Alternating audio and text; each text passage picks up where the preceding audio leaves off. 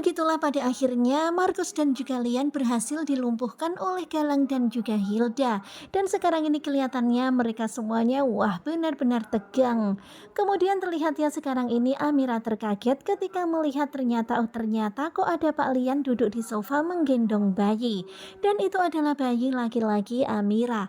Kemudian terlihat Lian begitu bahagia, dia pun kemudian memberikan bayi itu kepada Amira.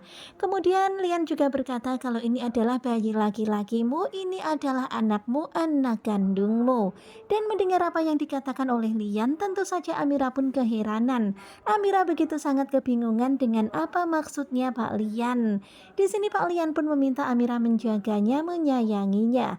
Kemudian Lian pun menyerahkan bayi itu kepada Amira dan Amira menggendongnya. Tetapi betapa herannya Amira karena setelah itu Lian pun pergi.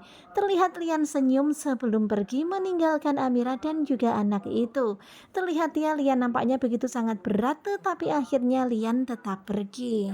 Lian hanya memberi pesan kepada Amira supaya Amira menjaga baik-baik anaknya ini. Dan tentu saja kita semuanya sedih banget ya. Di sini terlihat ya Amira itu penasaran banget, heran banget kenapa Lian bersikap seperti itu. Kelihatan banget ya kalau Lian gak seperti biasanya. Bahkan terlihat ya Amira merasa terheran-heran.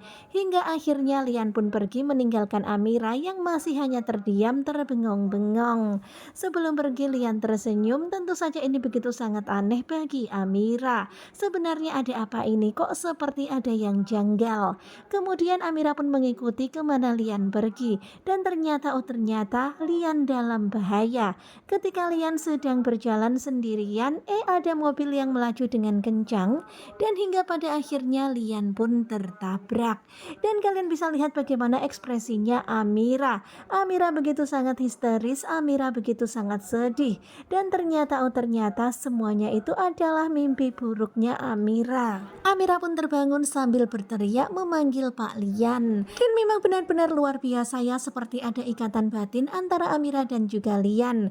Di sini Amira mendapatkan firasat buruk dan memang benar sekarang ini Lian dalam bahaya.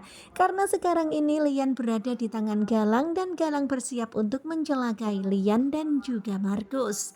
Nah tentunya penasaran kan bagaimanakah kelanjutannya? Sepertinya bakalan semakin seru.